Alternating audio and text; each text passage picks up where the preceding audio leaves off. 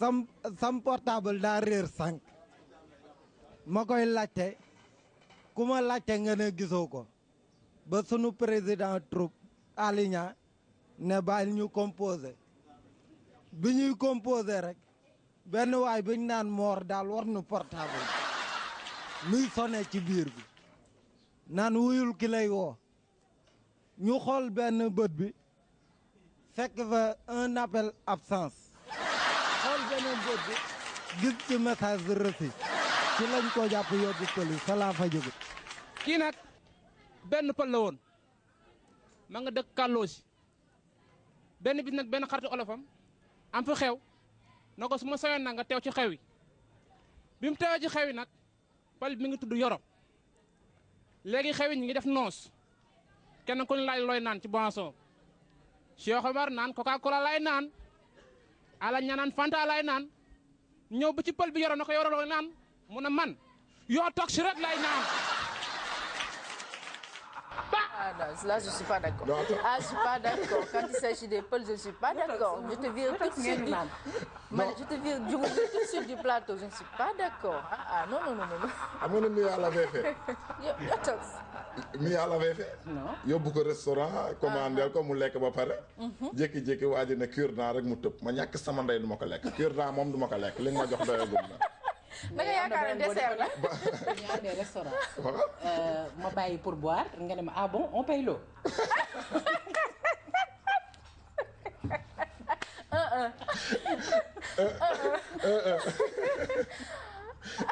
En tout cas, c'est tout pour ce premier passage. Oui. On vous donne rendez-vous d'ici quelques minutes. Oui, pour le second passage avec d'autres surprises, n'est-ce pas? Monsieur Inconnu n'est pas léebeur qui veut ah. ñëpp mënuñu léeb man damay jàpp léebu jàmbur yi pour di ko wax mais à chaque fois su ma commencé su ma nee léeboon rek fàtte léeb bi am na tamit keneen sama benn xarit. C'est vrai, c'est pas donné. saa yu demee bay en fait day collecté léebu jàmbur yi chaque jour mu ne ma may la benn alors que du ay léebam. En tout cas, être artiste ne veut pas dire. C'est vrai, c'est pas donné. Il y a des artistes qui ne savent pas comment faire des blagues ou bien. C'est un don qu'on... C'est vrai. C'est un acquis, en quelque sorte. En tout cas, merci beaucoup. Un plaisir de te retrouver un peu plus tard, dans quelques minutes, pour d'autres surprises. En attendant, on va passer à Kenkeli Éducation avec Massamba Thiam.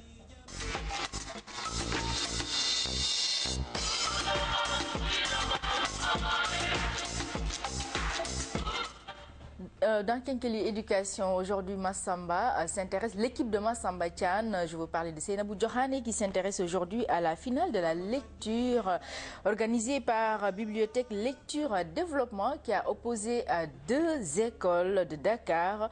Cette initiative vise à promouvoir la fréquentation à des bibliothèques. À suivre ce reportage de Seynabou Diokhane.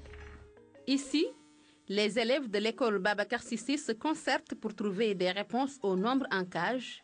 Dans cette épreuve, il est demandé aux 2 équipes finalistes de remplir des cages en répondant à cette série de questions. Je suis le chiffre pair dans 3601. 6. C'est ça, c'est juste. La moitié est égale à 28. Qui suis-je? 56. En décomptant à partir de 102, je suis le 2e nombre impair. 16.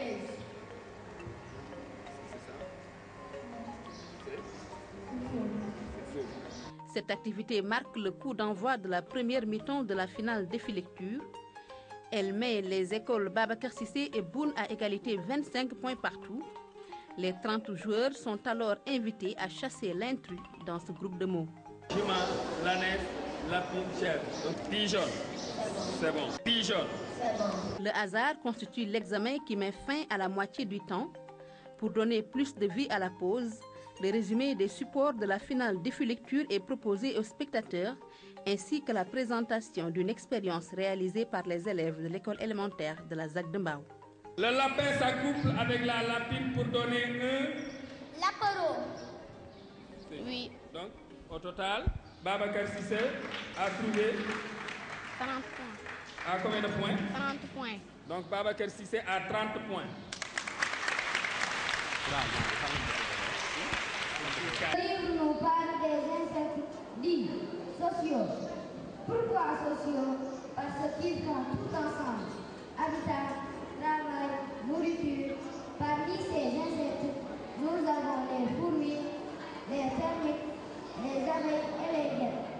je vous présente le résumé de Omar et Mariam.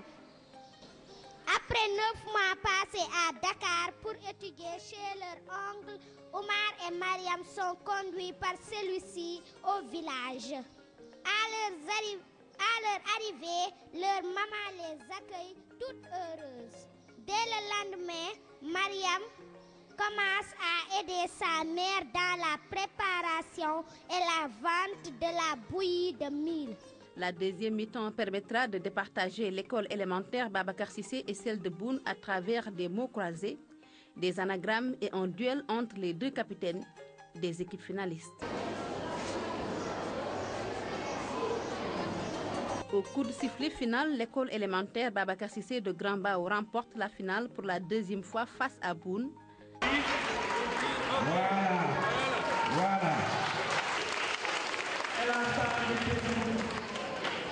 On a vu que les livres apportent du plaisir, mais aussi du savoir. Et c'est important parce qu'il nous faut du savoir pour sortir de là où nous sommes. Je trouve que la finale a été vraiment merveilleuse et tout le monde a gagné. Il y a eu tout à l'heure, donc ça m'a vraiment touchée, l'une qui a pleuré. Mais bon, je dis que l'essentiel c'est de participer. Pour terminer la fête de la lecture, la remise symbolique des cadeaux aux participants de cette 10e finale défi lecture. Félicitations aux gagnants de ce concours défi lecture qui vise à promouvoir la fréquentation des bibliothèques, que ce soit du côté des élèves mais aussi des enseignants. En tout cas, merci Seynabou Diokhane pour ce reportage. À présent, nous passons à la rubrique invitée avec Pape Madi Diop.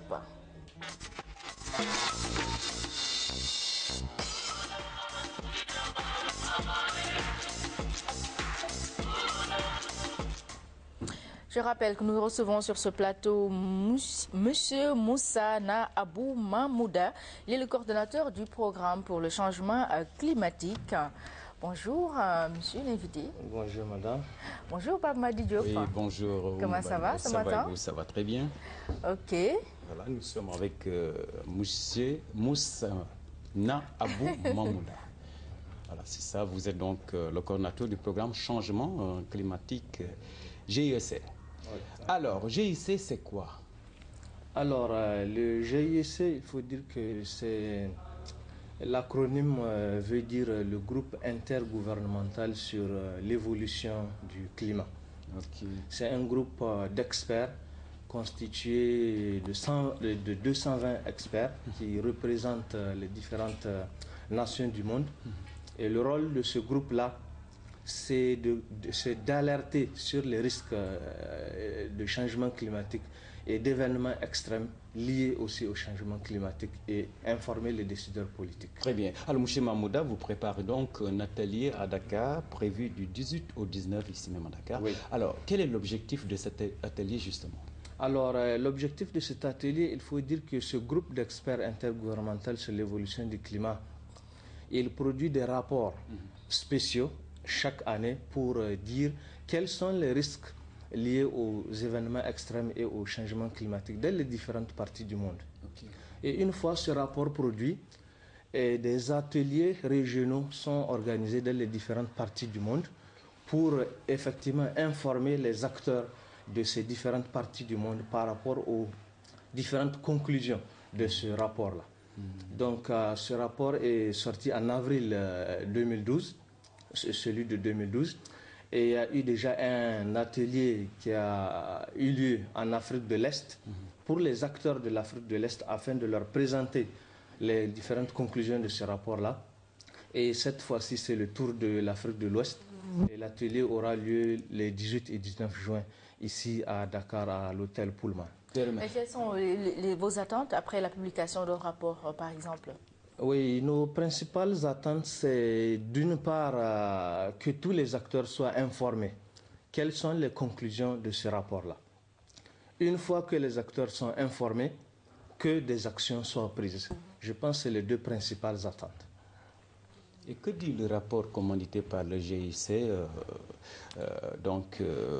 sur la gestion, bien sûr, des extrêmes climatiques et des catastrophes en Afrique? Oui, le rapport dit principalement que même si on ne tient pas compte des changements climatiques, les catastrophes et événements extrêmes liés au climat sont à mesure d'augmenter et d'accroître en termes d'amplitude et aussi en termes de fréquence. Monsieur Mamouda, c'est quoi les catastrophes? Oui, en fait, il faut dire que l'humanité a de tout temps connu des catastrophes naturelles. Un exemple, ça peut être un tremblement de terre, ça peut être une sécheresse exacerbée. Inondation. Ça peut être une inondation, ça peut être une vague de chaleur ou bien un froid intense. Donc l'humanité a de tout temps connu ce genre de catastrophes naturelles. Mais qu'est-ce qui est nouveau? Ce qui est nouveau, c'est l'augmentation du risque et l'augmentation des fréquences et de l'amplitude de toutes ces catastrophes. Justement, quelle est l'évolution de ces risques des catastrophes en Afrique? En Afrique de l'Ouest surtout? Oui, surtout en Afrique de l'Ouest, le rapport dit principalement que les risques de sécheresse iront grandissant et aussi augmenter en amplitude. Il dit aussi que des zones côtières risqueraient d'être des endroits où la vie serait de plus en plus difficile, notamment du fait de l'élévation du niveau de la mer qui est à même d'engendrer beaucoup plus d'inondations liées à l'élévation du niveau de la mer. Et quelles sont les incidences à venir? Et donc les incidences à venir, c'est que si vous remarquez une ville comme Dakar où l'essentiel des infrastructures se trouve au niveau de la côte, c'est aussi le cas de beaucoup d'autres villes côtières d'Afrique de l'Ouest. Donc les moyens d'existence qui sont établis dans ces zones-là risqueraient fort d'être touchés. Alors, quelles sont les solutions? Par exemple, j'imagine que vous préconisez des solutions après chaque conclusion de rapport. Oui, il faut dire que le rapport, il donne des tendances globales. Alors, les solutions consistent dans un premier temps à mobiliser l'expertise locale pour avoir beaucoup plus d'informations par rapport aux risques climatiques localement. Puisque le rapport, il donne une idée globale. Il dit par exemple, voilà le risque pour toute l'Afrique de l'Ouest. Il ne dit pas spécifiquement pour la Mauritanie, le Sénégal, ainsi de suite. Fort heureusement, il y a des experts ici au Sénégal qui travaillent sur la question et qui seraient à même, sur la base des conclusions de ce rapport-là, étayer et aller en profondeur pour donner des détails aux décideurs politiques. D'accord. Vous parlez là des conclusions, mais si on parle maintenant de la gestion, quelle gestion pour ces risques, justement? Et pour ces risques, notamment quand on prend les questions liées aux sécheresses, une des solutions préconisées dans beaucoup d'autres pays, c'est l'irrigation, par exemple. Faire en sorte que l'agriculture ne dépende plus de la pluviométrie. Donc, ça fait appel à une meilleure maîtrise des ressources en eau, à une meilleure connaissance de ces ressources en eau et aussi à un apport technologique pour supporter les agriculteurs dans leur production agricole. Très bien. Alors, on sait que... Oui, allez-y, Oumi. Est-ce que vous sentez l'implication vraiment des États, leur politique, pour améliorer ces rapports que vous publiez chaque année? Justement, c'est pour compléter. Oui. Est-ce qu'il y a une harmonisation de ce que vous faites? Vous travaillez, est-ce que les États suivent ce que vous faites? Par exemple, si je donne l'exemple du Kenya, au niveau du Kenya, il y a une politique nationale sur la gestion. Oui. Et est-ce qu'avec vous, vous êtes en rapport avec les États africains? Oui, il faut dire que quand le GIEC a produit ce rapport-là, il a invité les représentants des gouvernements du monde entier suite à une réunion qui s'est récemment tenue juste avant la publication du rapport. Très bien. Pour leur présenter les conclusions de ce rapport-là et puis donner leur avis. Donc les gouvernements du monde ont donné leur avis par rapport à ce rapport-là et c'est suite à cet avis-là que ce rapport a été validé. Et donc un résumé à l'intention des décideurs politiques a été produit. Très bien. Je rappelle que Moussa Na Abou Mamouda est donc le coordinateur du programme Changement climatique. Vous êtes de nationalité? Niger. Je suis du Niger. Niger, un bon pays. Hein? Mais merci d'être passé. Merci beaucoup. Et puis bonne chance pour votre atelier. Je rappelle qu'il y aura lieu du 18 au 19 juin ici à Dakar, à l'hôtel Pullman. Oui. Merci beaucoup. Merci et bonne journée. Pape Madi, vous restez avec nous pour accueillir notre deuxième invité. Mais en attendant, on va raccompagner M. Mamouda avec le clip du jour. Bien.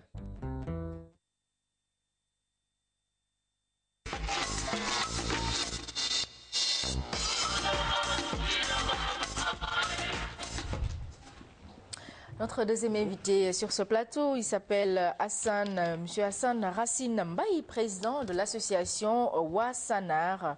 Il regroupe les anciens étudiants de l'université Gaston Berger de Saint-Louis. Bonjour monsieur. Bonjour. Merci d'être avec nous. Merci. Oui, c'est vrai que vous êtes matinal, monsieur. Hein? Tout à fait. Oui, ça va? Ça va très bien. Merci. Ça va très bien. Une tasse de Kankeliba. Oui, une tasse de Kankeliba, avec plaisir. Hein? Alors, le président de l'association Wassanar, c'est quoi Wassanar d'abord? Wassanar, c'est un terme wolof apparemment. Tout à fait. Wassanar, c'est l'association des anciens de l'UGB. Okay. Maintenant, pourquoi Wassanar? Parce que l'université est localisée dans un village qui est éloigné de Saint-Louis, autour de la distance avec Saint-Louis, autour de 10-13 km, et qui s'appelle Sanar. Le village s'appelle Sanar. Voilà, raison pour laquelle on a... Et que l'université se situe non loin de Sanar, ou même au cœur. C'est dans Sanar même, dans Sanar Wolof. Très bien. Alors, le prétexte de l'invitation, vous préparez la randonnée pédestre, une randonnée pédestre prévue donc dimanche prochain. Tout à fait. Alors, c'est quoi le thème de votre marche? Voilà, donc cette procession a pour thème le système éducatif face aux enjeux du développement. Parce que, voilà, nous sommes une association d'anciens étudiants. Donc, et aujourd'hui, face à la crise que connaît le système éducatif sénégalais, nous avons pensé que ce serait bien qu'on organise cette marche, qu'on organise cette randonnée pour sensibiliser l'opinion nationale, syndicats, parents d'élèves, élèves, étudiants, surtout les autorités, vraiment à reconsidérer le système éducatif sénégalais. Parce que nous pensons que, nous sommes convaincus que c'est le premier facteur de développement. Raison pour laquelle, encore une fois, nous avons pensé appeler vraiment toute la communauté nationale à venir marcher avec nous ce 17.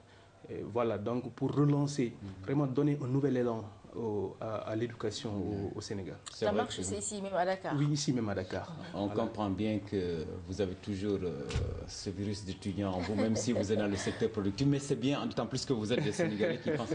Mais pourquoi avez-vous choisi de marcher alors que vous auriez dû faire une conférence à la place? Tout à fait, tout à fait. Nous avons un agenda qui comporte des conférences. On a organisé. Voilà, nous avons un programme de tutorat à l'endroit de nos frères étudiants qui sont actuellement à l'université, voilà, pour les préparer à affronter le monde professionnel. Voilà, nous aussi, il y a pas mal d'autres programmes. Maintenant, par rapport à cette manifestation, nous voulons joindre l'utile à l'agréable. Aujourd'hui, peut-être nous sommes pour la majorité d'entre nous à Dakar. Et ce n'est pas toujours évident de vraiment regrouper tout le temps les gens. Et comme aujourd'hui, les randonnées sont à l'air du temps, nous avons pensé mobiliser.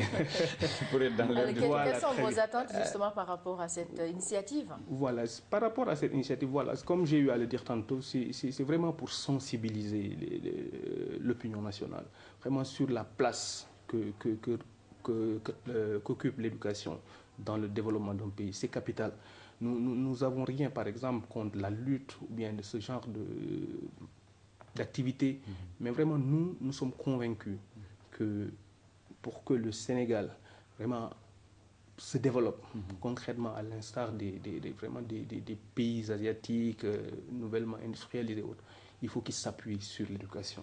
Donc vraiment, c'est un thème qui est important pour nous, surtout en direction des nouvelles autorités, que vraiment nous appelons à... Moi, je vois que votre démarche est vraiment noble, mais mon souci, pourquoi vous avez choisi un dimanche pour sensibiliser? Auriez-vous choisi un jour ordinaire, un lundi, un mardi, vous marchez à travers Dakar, les gens vous voient pour qu'ils sachent vraiment, ces gens, ils revendiquent. Mais le dimanche, vous prenez... c'est beaucoup plus sportif. Ou bien c'est pour que tout le monde soit là. Voilà, très bien. Vraiment, on veut ratisser large. On veut ratisser large, raison pour laquelle on a jugé nécessaire de... Donc vous allez vous appuyer sur les médias pour... Voilà, nous comptons vraiment beaucoup sur vous et au passage, nous vous remercions de l'invitation que vous avez faite pour venir expliquer... Non, d'autant plus qu'il y a des Sanariens, comment vous les appelez, des Sanariens, les Nafsadoudou? Voilà, très bien, très bien. On en a partout, on en a partout et là vraiment c'est notre fierté, que ce soit au Sénégal. Votre association remonte à quand, justement? Voilà, de 2009. Avril vous avez mis du temps pour créer une association? Tout à fait. Mais vous savez... Ça existe depuis 90. Voilà, très bien. C'est une institution jeune. L'université, je veux dire. Voilà, très bien. Jeune. Les premiers promos sont sortis à partir de 1995.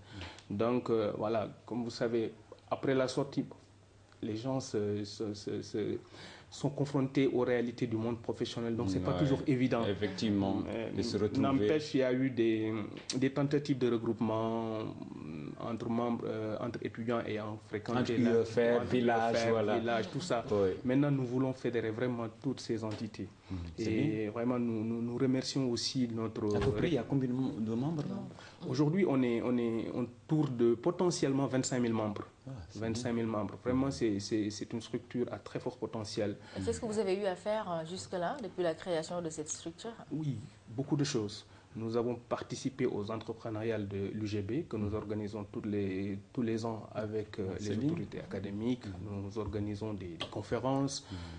Comme j'ai eu à dire tantôt aussi, on a initié l'année dernière un programme de tutorat-mentorat en direction des étudiants qui se préparent à venir sur le monde du travail. Et voilà, nous avons eu aussi à avoir des activités de médiation durant la crise universitaire. Très bien. Voilà. Donc juridiquement, vous êtes reconnu aussi au niveau de l'Assemblée universelle de Saint-Louis? Tout à fait, tout à fait. Okay. D'ailleurs, j'en profite pour dire qu'on est observateur de l'Assemblée de l'université. Et vraiment, nous remercions beaucoup les autorités, particulièrement le recteur, le professeur Marito-Yann, vraiment qui ne ménage aucun effort pour appuyer notre association. Bonjour, professeur. Alors, l'itinéraire de votre marche Voilà, pour l'itinéraire, elle partira la marche devant la RTS. Pour emprunter dimanche à quelle heure? Dimanche à partir de 9h, 9h30. Devant les grilles de la RTS. Voilà, très bien. Et là, on va emprunter la corniche, sortir par vers Malixi. Vers Malixi. Corniche. Et puis, voilà, très bien. Du millénaire. Voilà, pour retourner, après passage au niveau de l'Université de Dakar, retourner vers la RTS. Maintenant, je voulais profiter de l'occasion aujourd'hui pour annoncer à l'ensemble de la communauté que nous avons un projet vraiment qui nous tient beaucoup à cœur et qui consiste à édifier un bâtiment au niveau de l'UGB. Vraiment, le lancement est formidable. Vraiment, nous y tenons parce que voilà, il faut qu'on rende la monnaie de la pièce. Et là, vraiment, nous comptons lancer ce programme vers le mois d'août lors d'une soirée de gala. Bien. Et là, vraiment, nous convions tout le monde et pour que cela soit une réussite. Ah là, ça c'est formidable. Nous allons faire le déplacement pour soutenir les étudiants de l'université. Ça, nous prenons l'engagement. C'est vrai que Babacar Diagne est le patron, mais nous, on prend l'engagement, on sera de la partie pour soutenir les étudiants. Je pense que vraiment la démarche est noble. D'autant plus qu'il y a des Sanariens chez nous, les Nafisat Diouf, ils sont nombreux. Les Mawatia. Elle a beaucoup fait. Vraiment, nous profitons aussi de l'antenne pour beaucoup la remercier pour les efforts qu'elle ne cesse de déployer à l'endroit de l'association. Merci beaucoup, en tout cas. Merci à vous aussi, Pape Madi Diop. On va raccompagner notre invité avec le clip du jour. Merci.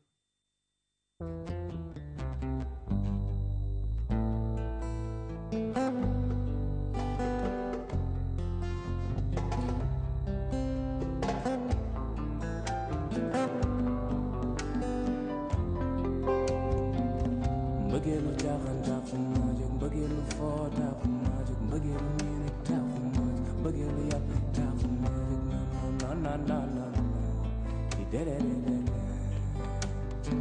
mbëggeelu caaxaan taxu ma jóg dere na na na na mbëggeelu jàmm ma taxa jóg man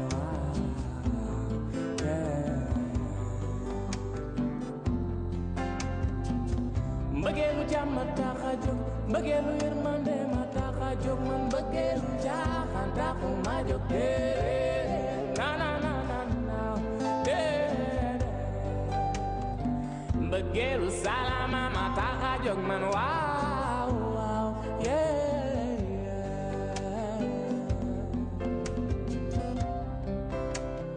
demay woo ma di la woo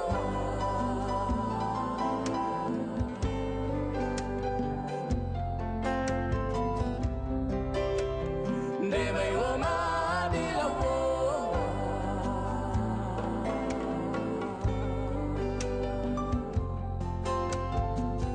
mbëggeelu caaxaan taxu ma jóg mbëggeelu fo taxu ma jóg mbëggeelu yërmande ma taxa jóg man mbëggeelu njaboot waaw waaw mbëggeelu loo ma taxa jóg man waaw waaw mbëggeelu yërmande ma taxa jóg man waaw waaw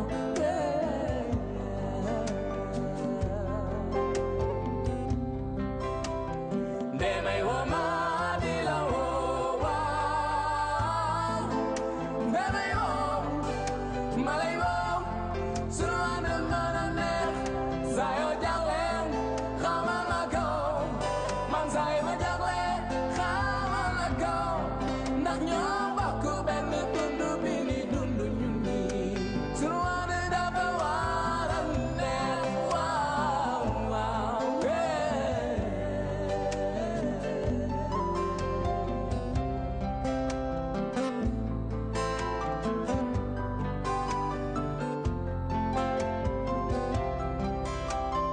demay woo ma di la woo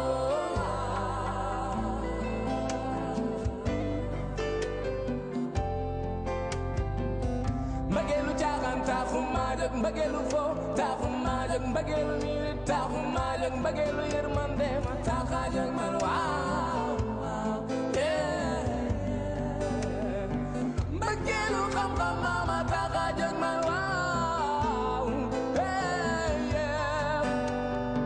mbëggeelu yërmande ma taxa jóg man waaw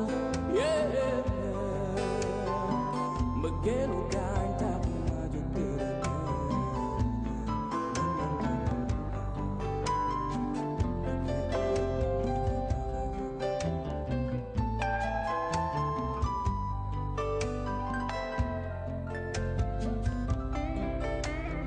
demay woo ma di la woo.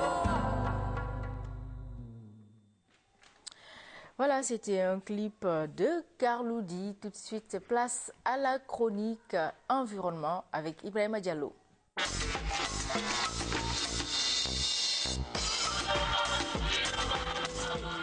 Notre chronique environnement qui s'intéresse aujourd'hui à l'axe Kédougou-Moussala, cette route construite dans le cadre du corridor Dakar-Bamako qui participe au désenclavement de cette zone. Grand format signé Ibrahima Diallo.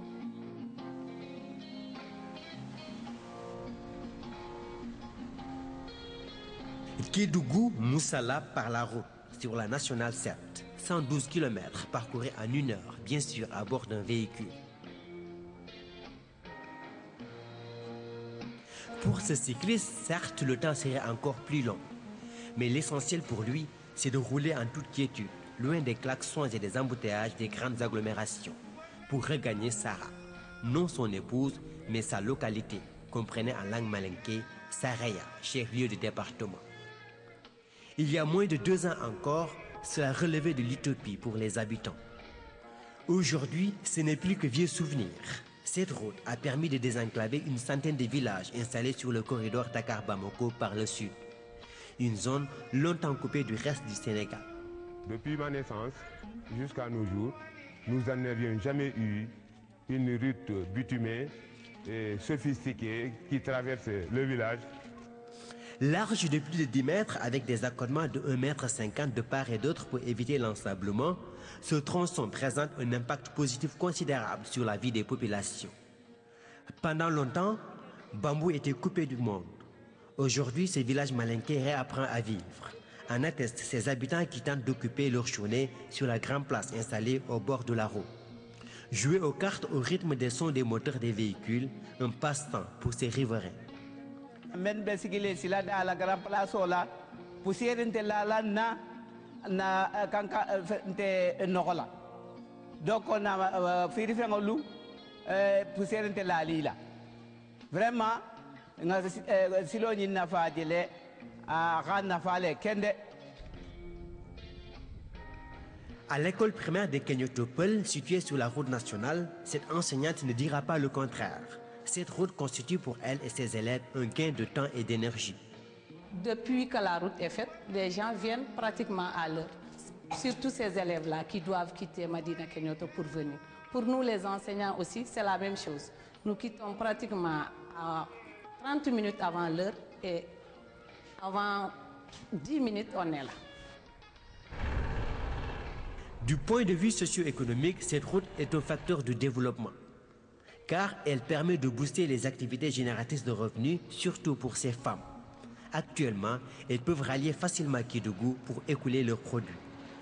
ñëpp kontaan nañ ci yoon bi waaye ñun ñoo ci gën a kontaan su jigéen buggee wasin léegi tali bi baaxul soo ko buggee jaarle si tali bu bon bi balaa muy egg Kédougou dina fekk li ñu bëggoon si moom duñu ko am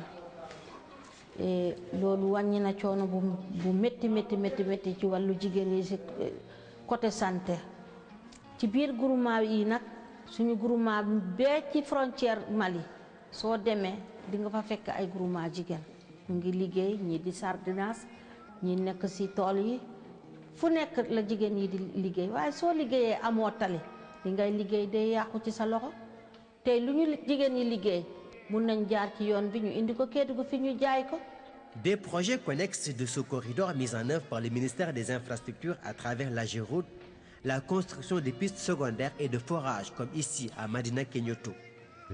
Il s'est agi de faire 50 km de pistes pour relier quelques pôles économiques, quelques villages qui étaient complètement enclavés par rapport à la route nationale. Je peux parler de Lamegna, je peux parler de Badioula, je peux parler de Kenyoto. Et puis, dafa am gàmmu gu rëy goo xam ne ati bu ne Guinée, Mali, Sénégal, Gambie day ñëw ci gàmmu bi jafe-jafaay boobu ci ndox bi ati bu ne dañ ci nekkew waaye forage bi alhamdulillah rabbil alamin boobu ñëwee. Bien que la route présente un impact positif, sa proximité avec les écoles installées sur l'axe serait une source de distraction pour les potages. Chaque fois qu'il y a quelque chose qui passe, vous voyez que les enfants ont le regard détourné vers la route. Donc ça cause problème à notre niveau. L'inconvénient qu'il y a, c'est la vitesse des chauffeurs qui nous préoccupe aujourd'hui, puisque notre école est à géomètre de la route nationale numéro 7. Les chauffeurs arrivent dans le village avec une grande vitesse. Vraiment, si on peut trouver une solution à ça, ça sera les bienvenus. Gros village puis département, Saraya va devenir dans un proche avenir plus attractif. Son rythme de développement fulgurant risque de poser problème. Déjà, des demandes d'installation de commerce et d'activités connexes sont enregistrées quotidiennement, d'où les mesures d'accompagnement. Qui dit route de qualité, dit déplacement massif des populations. Donc ce qui fait que nous sommes également situés dans une zone frontalière. Peut-être par anticipation, c'est peut-être de penser également à la sécurité des populations par rapport à cette route qui sera vraiment très fréquentée. En termes de circulation des biens, je pense qu'avec cette route-là désormais, tout cela a été grandement facilité et au point qu'on peut facilement quitter aujourd'hui Kédougou pour aller faire ses achats à Kéniéba au Mali et retourner le même jour sans encombre. En face de moi, Maïnami, un village malien situé dans la commune rurale de Kéniéba. Derrière moi, Moussala, un village sénégalais situé à 814 km de Dakar. Deux localités séparées pendant longtemps par la Falémé, un défluent du fleuve Sénégal. Aujourd'hui, relié par un pont que les populations locales appellent ici le pont de l'intégration. Un don de l'État japonais construit en béton sur une distance de près de 527 mètres et 10,50 mètres de large pour un montant de près de 6 milliards de francs CFA. Son importance se trouve dans l'intégration sous-régionale et fait partie donc des priorités de l'UEMOA pour les routes de l'intégration comme on les appelle. Ce pont va ainsi consolider le cordon ombilical entre les deux pays en ouvrant une autre voie sur la Falémé qui, au moment des crues, constitue une contrainte majeure pour les échanges entre les populations des deux côtés. Avec ce pont, l'intégration entre ces deux peuples devient une réalité. Merci beaucoup Ibrahima Diallo. Tout de suite, place au journal présenté par Pabouna Tchao.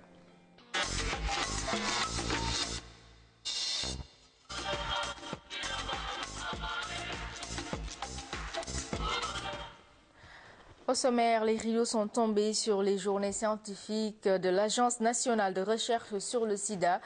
Un bilan exhaustif des activités de recherche a été fait à l'occasion. En Russie, des milliers de personnes se sont rassemblées pour contester le régime de Vladimir Poutine. Une manifestation organisée par l'opposition, nous dit Pape Bounatiao. Merci Oumou Baldé, merci à vous, chers amis téléspectateurs, de rester en notre compagnie et bienvenue à cette dernière édition de la matinale clôture des journées scientifiques de l'Agence nationale de recherche sur le sida. La cérémonie s'est tenue dans les locaux du Centre régional de recherche et de formation implanté à l'hôpital Fann. Ce fut un moment fort de restitution des activités de recherche au niveau communautaire sur le VIH-Sida. Les explications de Moussa Mané.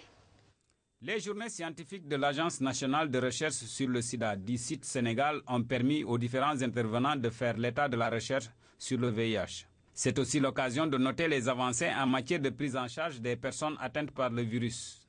On a discuté de programmes qui sont en cours, mais qui vont être étendus sur des patients particuliers qui sont par exemple les usagers de drogue, les homosexuels, et puis aussi une épidémie un peu oubliée, qui est l'épidémie des enfants infectés, l'épidémie pédiatrique, mais pas pédiatrique, les enfants après la naissance, mais déjà des grands enfants, voire même des adolescents, qui ont déjà reçu une ou deux lignes de traitement, qui posent des problèmes des ados. Autre point de satisfaction durant ces journées, l'émergence d'une nouvelle génération de chercheurs sur le VIH-Sida. On a tous été frappés par l'arrivée de jeunes chercheurs sénégalais d'une nouvelle génération.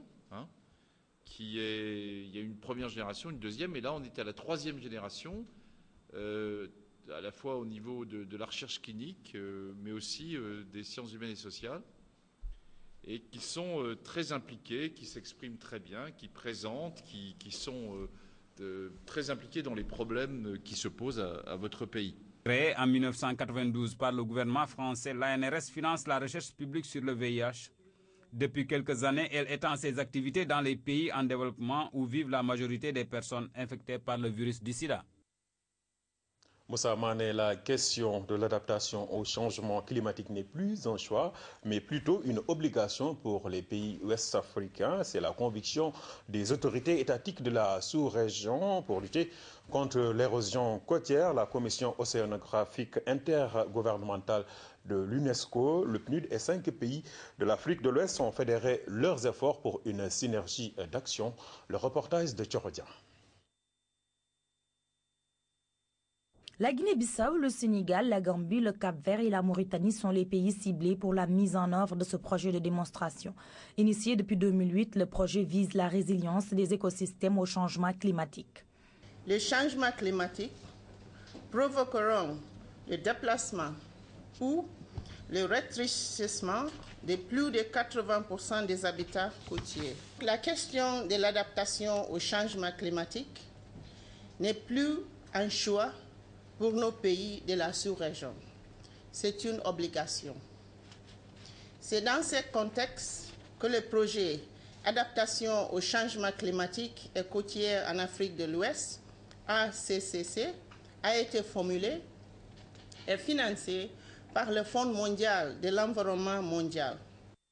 Autres conséquences liées au changement climatique, la baisse de la productivité halieutique, l'intrusion d'eau salée et la perte d'aménagement portuaire. Ainsi, pour une protection de cette partie du littoral, partenaires au développement et gouvernements conjuguent leurs forces. Ces pressions sur l'environnement, du fait du changement climatique, impliquent aujourd'hui des politiques publiques qui prennent en compte cette dimension et le mettent au cœur même de notre vision politique. Cette question est d'autant plus importante liée au fait que les pays africains, devant les difficultés que nous avons par rapport à la pauvreté, à l'alimentation, ont comme premier défi de relever la problématique de l'autosuffisance alimentaire. En tant qu'agence d'exécution du Fonds mondial pour l'environnement, le FEM, le PNUD a accompagné les pays bénéficiaires, que sont la Gambie, le Cap-Vert, la Mauritanie, la Guinée-Bissau et le Sénégal, en mettre en œuvre des options pilotes et pratiques d'adaptation dans la zone littorale pour venir à bout de ces phénomènes d'érosion.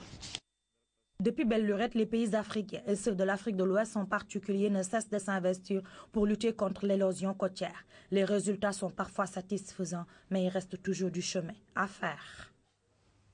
L'actualité hors de chez nous à présent, nous reparlons de la Syrie où les enfants sont au cœur du conflit. Selon un rapport de l'ONU, il servirait de bouclier humain. L'ONU parle aussi de torture et d'exécution sommaire d'enfants. Bouclier humain. Voilà le traitement que réserve le régime syrien à certains enfants, selon l'ONU. Dans un rapport publié ce mardi, l'organisation dénonce les pratiques des soldats qui utilisent des enfants au cours de leurs opérations contre les rebelles. Nous avons eu des cas d'enfants témoignant d'autres enfants tués. Nous avons également parlé à des enfants qui ont été torturés en prison et qui portaient des marques de torture. Il y a eu des cas d'enfants utilisés comme boucliers humains, mais aussi des exécutions sommaires d'enfants à Idlib. Le rapport cite une opération menée le 9 mars dernier dans le village d'Ain Larouz, dans la province d'Idlib, au nord-ouest du pays. Les forces loyalistes auraient capturé des dizaines de garçons âgés de 8 à 13 ans, puis les auraient placés devant les vitres des autocars transportant les militaires pour se protéger des tirs rebelles. Le Conseil national syrien est contre l'instrumentalisation des enfants dans tout type de combat. Cela va à l'encontre du droit des enfants. Les soldats syriens sont accusés de torture et de barbarie sur des enfants âgés d'à peine plus de 9 ans. Le rapport a été rédigé avant le massacre perpétré à Oula le 25 mai dernier. Ce jour-là, 49 des 108 victimes étaient des enfants. La plupart ont été tués à l'arme blanche ou à bout portant.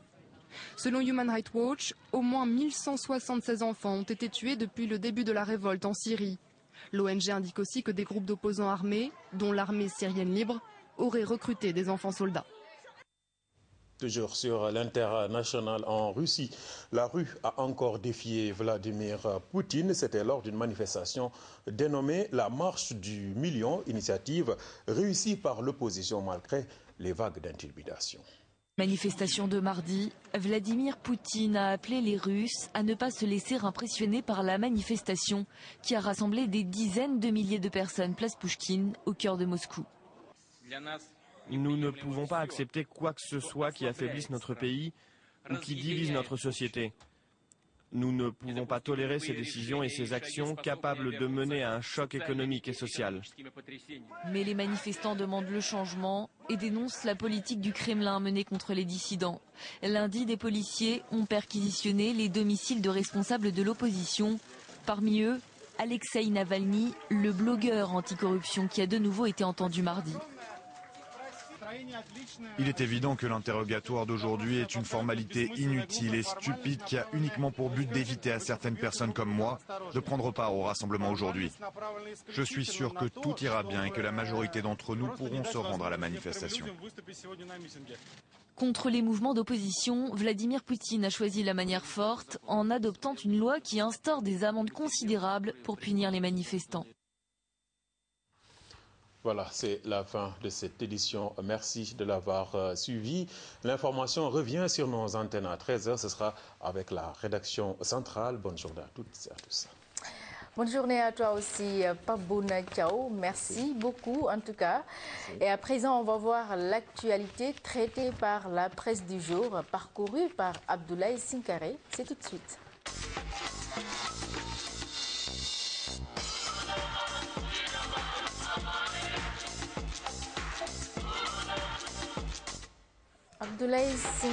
Abdoulaye Sinkaré est de retour sur ce plateau. On est prêt?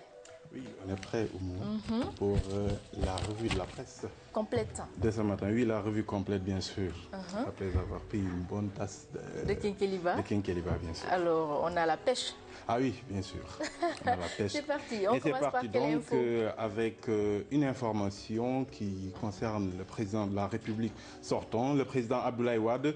Donc, ceux qui s'attendaient à ce qu'il fasse une déclaration de patrimoine après sa défaite du 25 mars, eh bien, il l'a presque fait, même si c'est de manière informelle.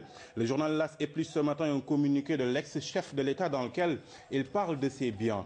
Dans ce document, Wade assure que tout ce qui est dit sur sa supposée fortune n'existe que dans la tête de ceux qu'il pense. En France, il n'a qu'un studio de 41 mètres carrés aux 50 avenue de Terne. Pour ce qui est des terrains à lui prêter aux Almadies, sur la VDN, au 6S à l'aéroport et sur la Corniche, Wade nie en être le véritable propriétaire. Il reconnaît par contre détenir 2000 mètres carrés à Touba que le défunt Serigne Saliou lui avait offert. Pour ce qui est de son argent en banque, L'As nous apprend que l'ex-chef de l'État a nié détenir de l'argent à l'étranger. En dehors du Sénégal, il n'a qu'un seul compte à la Société Générale à Paris. Pour L'As, le président Wade n'a fait que se laver et laver sa famille à grande eau. Par ailleurs, il fonce sur Macky Sall. Selon l'office, après la restitution de 3 des véhicules stationnés à Diamniadio, le président Abdoulaye Wade compte se battre pour récupérer le reste des voitures.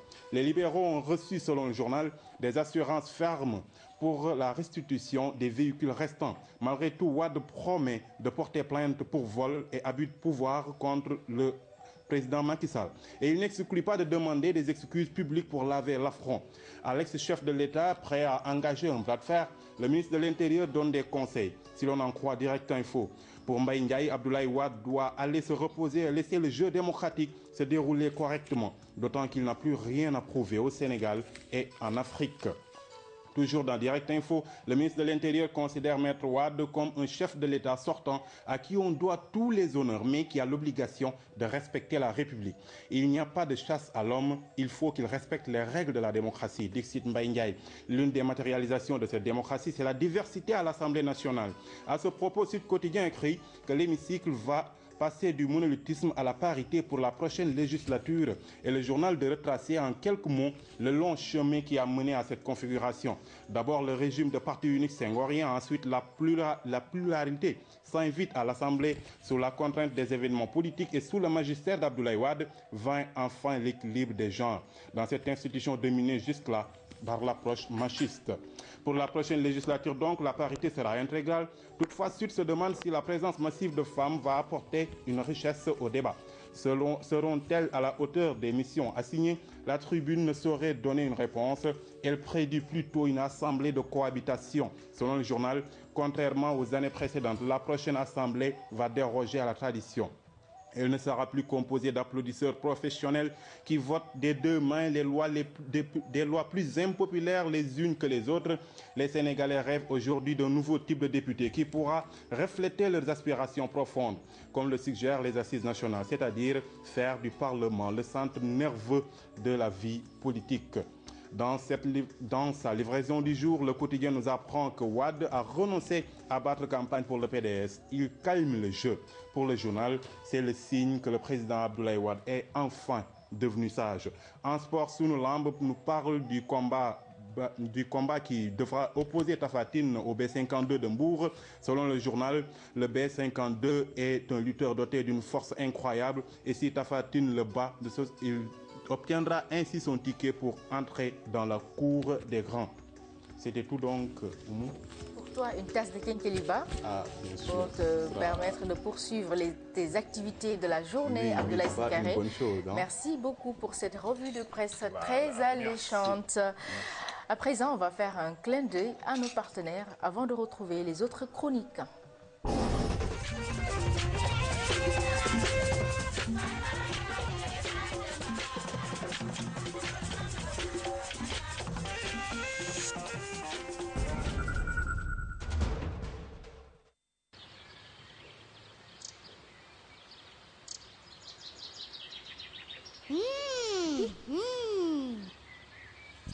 am la mooy sama bànneex yow Adja Adja sama bëbi taamu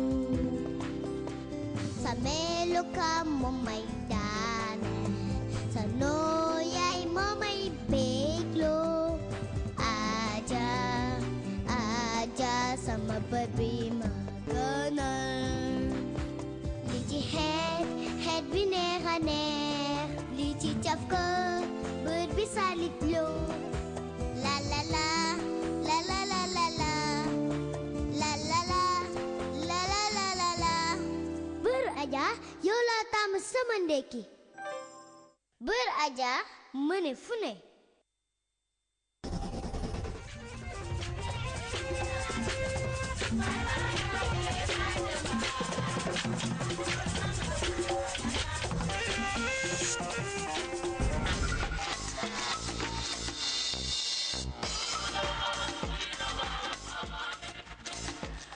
On va retrouver notre spécialiste des blagues sur ce plateau.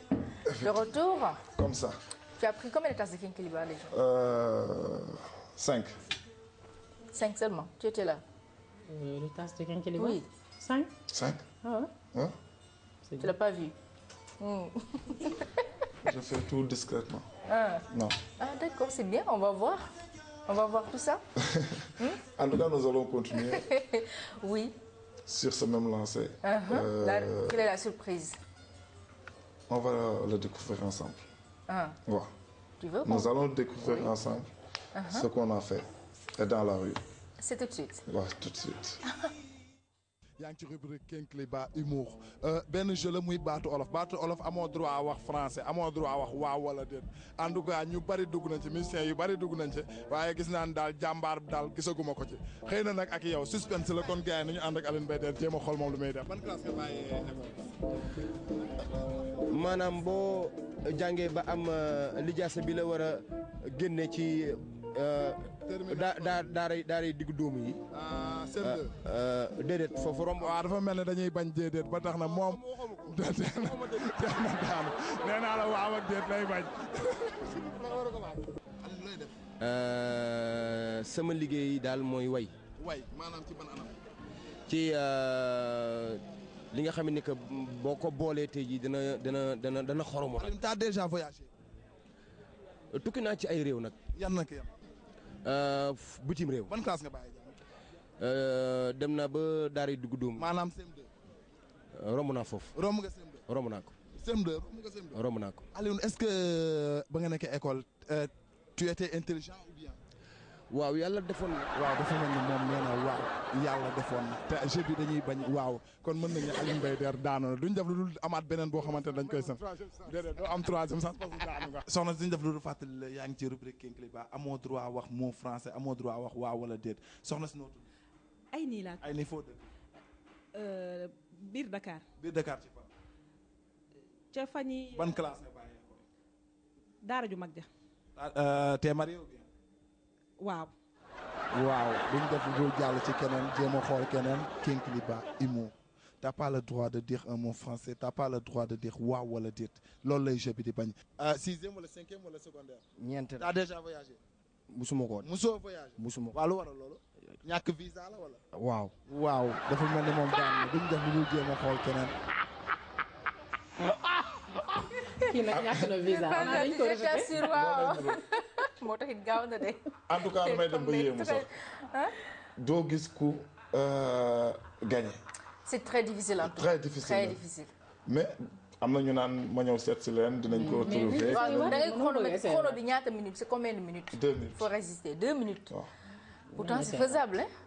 ah c'est faisable. c'est faisable. Vas-y, on essaie. Ah non non. Mia, essaye d'abord. Ok, on y va. On essaie. Oui. 2 minutes c'est beaucoup de bien. Mia. foo dëkk. Passe. ñaata at nga am. Kumpa. t'es marié. Kumpa. t'es pas marié. Kumpa. Kumpa rek. Kumpa. t'es ni marié. Kumpa. ban taas nga bàyyi école. Kumpa. ba ne. Kumpa daal laa nar a jàpp. dafa yomb nag ça c'est trop facile quand même. Allez il faut répondre aux questions. Ah non on passe à autre chose parce qu'elle ne peut pas répondre.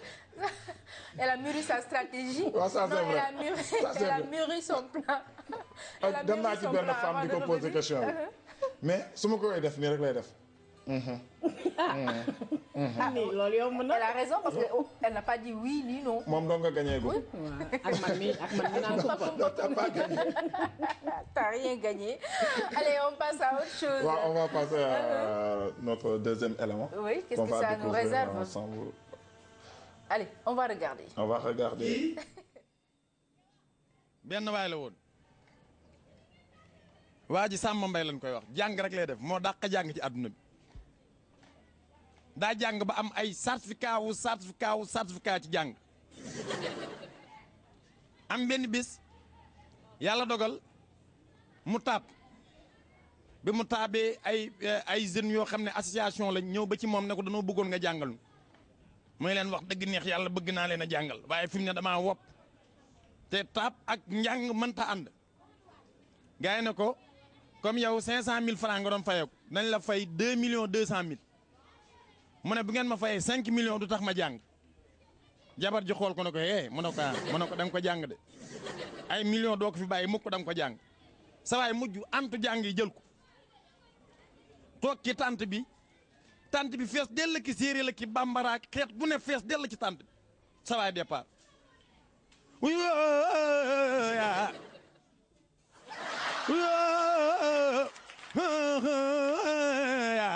def leen ni ñu màggal tant bi xar ñu naan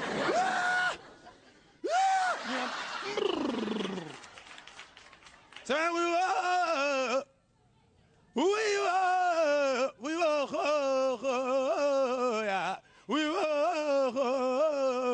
def leen ni ñu màggal gay naan am benn waa joo xam ne xol bi sedd na te moom bir na ko ne amul lu mu joxe aal ci jàpp ko mu déparé ca gannaaw di ñëw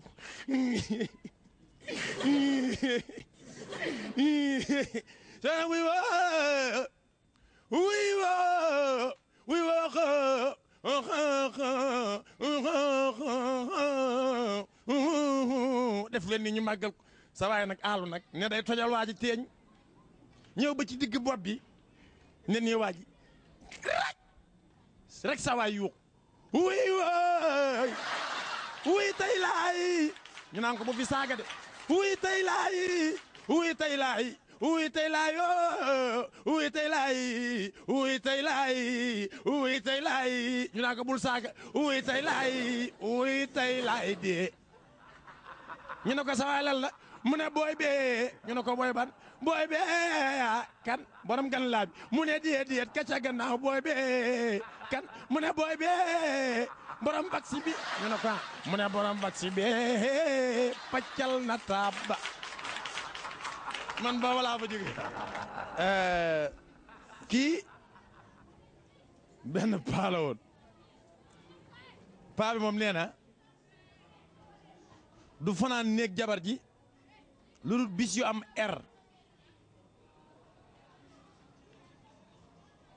mardi vendredi mercredi jour bu amul daal du fa fanaan am benn jour jabar ji teg ko dil bàyyi ba benn lëndi rek jabar ji dem marché ñëw jaagar yi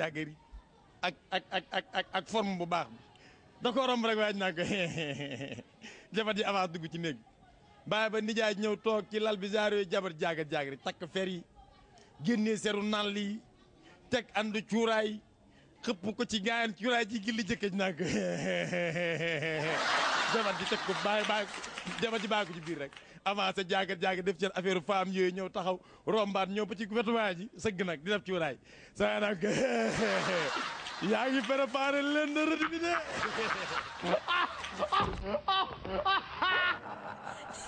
Tu t'attendais à quoi? Mia, tu t'attendais à quoi? nañ ko laaj loolu. waaw lëndri bi. en tout cas ut na eram dolli ci lënd bi mu doon lënd rëdd. léegi pas plus malin, hein? Plus que malin même. Il n'a pas cherché loin. En tout cas juste pour dire que ni. li des moo dàq. li nga xamante ne moo nar a ñëw moo dàq. lancement la woon. dinañu neex ah. na gars yi yow fa rek toog. Merci beaucoup. En tout cas, dédicace à Jamal Diallo du côté de Paris. Un clin d'œil à tous nos téléspectateurs du côté de Paris qui vous suivent. Merci. Tu nous donnes rendez-vous quand, toi? Vendredi. Vendredi, Inch'Allah. En tout cas, je pense que le moment est mal choisi parce que tu nous déconcentres carrément pour le reste. Ça, faudra voir avec Pape Madi. Hein? On va déplacer l'heure, hein? L'heure de la rubrique, n'est-ce pas? Ce sera pour la fin. À vendredi, Inch'Allah. Tout de suite, c'est Capital Santé avec Ramatadem.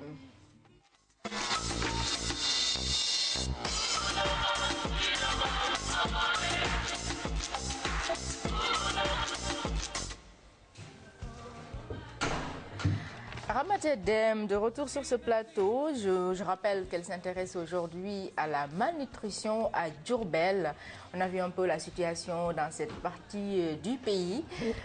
À présent, on va voir ce que les spécialistes en pensent. Oui, tout à fait. Donc, on a parlé de malnutrition parce que justement, on parle de crise nutritionnelle au Sénégal aujourd'hui. Et c'est un problème qui concerne les tout petits, donc les bébés, surtout qui à partir de 6 mois, donc après l'âge de l'allaitement maternel exclusif. Alors là, quand on s'est rendu au poste au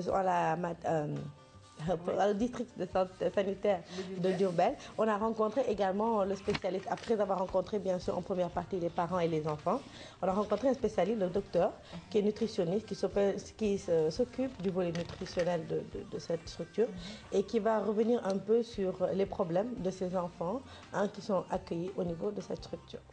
Dans cette région, il y a un taux de malnutrition très élevé et que nous allons vers la période de soudure où il faut intervenir pour sauver ces enfants qui sont malnutris. Ils sont venus ici au mois d'avril où ils travaillent avec le district et ils ont implanté au niveau des postes de santé ruraux des urènes où des infirmiers ont été capacités pour prendre en charge au niveau de leur poste de santé des enfants malnutris. Ils font aussi ce que nous appelons le dépistage précoce des malnutrition au niveau des zones de responsabilité des postes de santé, où des relais communautaires font la sensibilisation pour dépister les enfants malnutris, MAM d'abord, qui sont pris en charge au niveau communautaire. Oui, alors il parle un peu de la situation aujourd'hui à Diourbel, il nous a brossé un peu la situation de la malnutrition au niveau de Diourbel. Et là aussi, il revient un peu sur ce qui est appliqué un peu à Diourbel avec les différents partenaires du district de santé de Diourbel.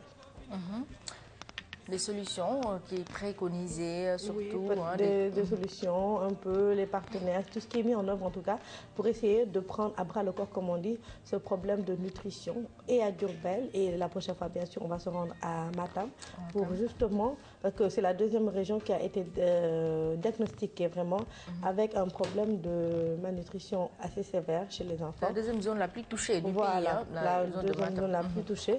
Donc là, on retourne toujours au poste de santé de Diourbel. Par rapport à leur arrivée jusqu'à maintenant, nous pouvons dire qu'il y a quand même une amélioration, aussi bien dans l'orientation, donc la référence des enfants. C'est vrai qu'une sensibilisation a été faite. Vous avez vu, l'enfant là-bas est venu de la région de Thiès. C'est parce qu'il a entendu au niveau de la radio que l'ONG est ici. Nous avons fait aussi un travail avec les collectivités locales qui ont sensibilisé au niveau de leur village. Et les postes de santé, donc, comme je l'ai dit au départ, prennent en charge les enfants à leur niveau avec l'appui des médecins sans frontières et des médecins du district qui supervisent ces activités. Et au besoin, les références se font au niveau du district avec l'ambulance du district et gratuitement. Ton dernier mot, hein? Vous voyez que justement au niveau de Diourbel, même ses partenaires, même eux impliquent des agents, du personnel, et ils les aident en achetant du personnel qui peut justement les aider à prendre en charge ce problème de nutrition au niveau même de ces structures de santé. Parce que c'est vrai qu'il faut des bras en plus parce qu'il faut suivre les enfants. Surtout quand ils viennent et qu'ils souffrent de malnutrition sévère, il faut au moins toutes les 2 heures essayer d'alimenter l'enfant, que ce soit par sonde ou par voie orale. C'est la même chose, il faut le suivre de très près. Donc même la nuit, il faut toutes les 2 heures se lever et s'occuper de cet enfant, le nourrir, pour justement régler ce problème de malnutrition, surtout quand c'est accompagné de déshydratation. L'idéal, vraiment, c'est la prévention. La prévention. Il faut insister sur et la la prévention, aujourd'hui, on ne cessera de le dire, c'est la communication. Et c'est pour ça qu'aujourd'hui, il est impératif pour le ministère de la Santé et les autres partenaires de il faut savoir aussi reconnaître, identifier les signes de mettre en œuvre, de mettre en œuvre justement ce plan de communication qu'ils ont élaboré au niveau de Thiès lors de leur rencontre, un plan de communication qui va surtout concerner la communication de proximité vraiment et en langue nationale, oui, dans les langues vraiment parlées par les populations à la base. Ça démarre quand? Normalement, dès que le plan de communication sera établi, parce qu'ils vont un plan de communication commun à toutes les régions pour pouvoir vraiment avoir une dynamique de production, je veux dire, de conseils et d'amélioration de la condition des enfants vraiment commune et correcte au niveau du Sénégal. Et rappeler aussi que, je rappelle, la malnutrition n'a rien à voir avec la famine ou autre chose. Le Sénégal ne manque pas d'énergie ou de ressources pour justement nourrir ses enfants, mais c'est un problème d'utilisation, je veux dire, de ces ressources. Il est impératif, il est important que les parents, les mamans surtout, sachent comment nourrir les enfants. C'est la négligence en quelque sorte des parents. Ou l'ignorance, on va dire. L'ignorance, oui, c'est vrai. Les deux parfois. Voilà, les deux parfois. Et éviter, je ne vais pas dire éviter, mais aussi toujours aller en première partie, si possible, voir les structures de santé et non aller toujours voir le praticien à ou côté. tout simplement communier, c'est-à-dire faire les deux. Faire les deux, si ça peut vous rassurer. Voilà. Et rappelez aussi que demain, c'est la journée du don de sang, donc le 14. Vraiment, j'en appelle à la sensibilité de tout un chacun, de toutes les populations, de tous les Sénégalais, ou même qui sont toutes personnes qui résident au Sénégal, pour cette journée de don de sang. Donc si vous n'êtes pas malade et que vous êtes dans les dispositions pour donner du sang parce que c'est important aujourd'hui, surtout pour la survie de ces enfants, la survie de ces mères et aussi la survie de toutes les populations en général. Merci beaucoup, Ramata. Alors, on va retrouver les podiums avec Mia.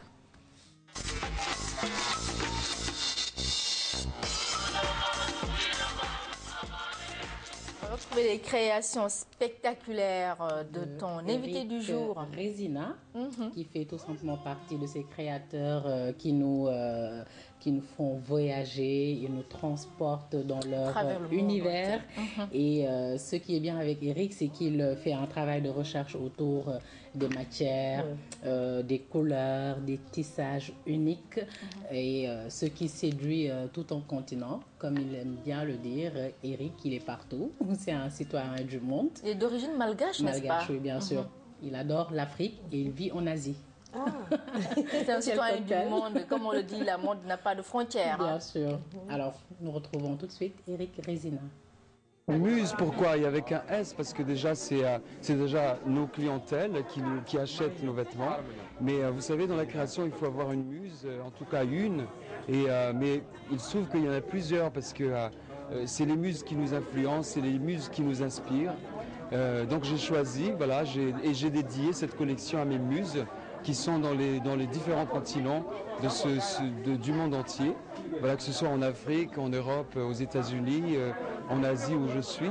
Donc j'ai vraiment voulu dédier cette collection printemps-été 2013 à toutes mes muses du monde entier. Les créations d'Eric Résina, présentées par Mia. Oui. J'aimerais bien porter ces modèles et défiler sur un podium, pourquoi pas? Oui. Comme tu es tendance, quoi, n'est-ce pas? Alors, le reste? Oui, on va encore écouter Eric Résina, qui est tout simplement un styliste, un designer complet. Et il tenait vraiment à remercier les personnes qui ont assisté à ce très beau défilé. Eric. Toi aussi, tu en fais partie? Oui.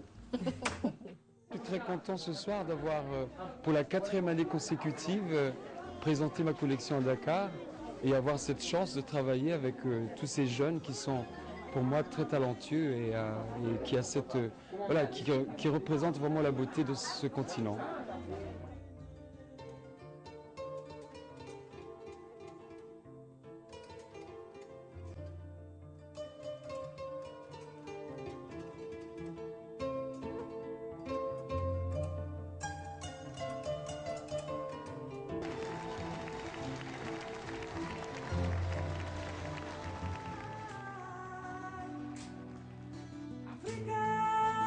standing ovation. Ah oui, pour Eric Resina. Eric Resina. En tout cas, c'est belle création, c'est très simple, pas très flashy, à mon avis. Hein. Enfin, tout dépend du style qu'on a. Oui, parfois de la collection. Oui. Oui, pour cette collection, en tout cas, moi je trouve que c'est très simple. En tout cas, c'est la collection printemps-été 2012. Et nous, on adore Eric parce que Eric adore Dakar. Donc, une tasse de Kenkeliba pour Eric. Ce grand... Trois tasses de Kenkeliba pour Eric, toute son équipe. Hein, c'est des équipes qui accompagnent ces grands créateurs de mode. Hein. J'imagine qu'il y a les tailleurs, les dessinateurs, les designers, comme on les appelle, tout ce beau monde. Les tisserands, voilà. Bref, tout le monde, toute une équipe. Vrai. Ils se déplacent avec toute une équipe. Merci beaucoup, Mia. On se retrouve vendredi prochain, Inch'Allah. Oui, vendredi, Inch'Allah. Oui, Inch'Allah. Ramata, toi aussi, on se retrouve lundi prochain. Excellent week-end. Déjà? Oui. C'est pas gentil. Oh là. Arrête, le week-end est encore loin. Non, tu vas travailler à la rédaction et faire des tournages. Tu n'as pas encore pris ton week-end. Papa Diop ne va pas te laisser faire. C'est clair. Merci beaucoup à vous aussi, chers téléspectateurs, pour votre fidélité à Kenkeliba. Bonne journée en compagnie de nos programmes. Rendez-vous demain. S'il plaît, adieu. Ciao.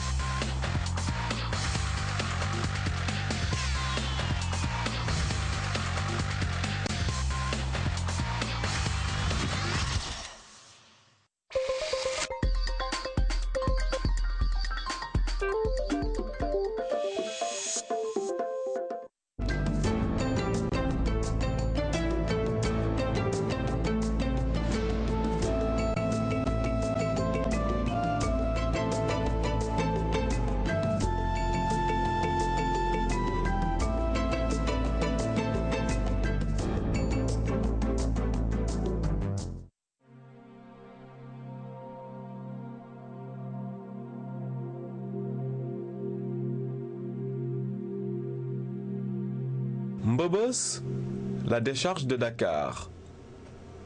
Situé entre Malika et Keur Massar, ce site est la destination finale des ordures ménagères ramassées au quotidien dans notre capitale. Il s'étend sur plus d'une dizaine d'hectares et reçoit quotidiennement près de 1800 tonnes de déchets de toutes sortes.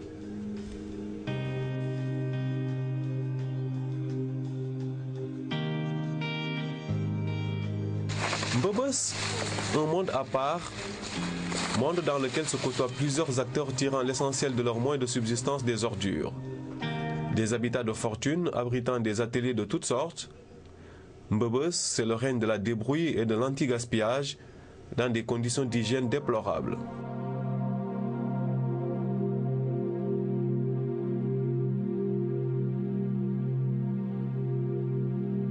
On est parfois tenté de se poser la question de savoir comment arrivent ces ordures à Mbobos. Pour répondre à cette interrogation, Nous nous sommes intéressés à l'itinéraire d'une équipe de ramassage d'ordures dans un des quartiers les plus peuplés de Dakar. Niaritali, il est 7h30. Ce point est le lieu de convergence des camions de ramassage d'ordures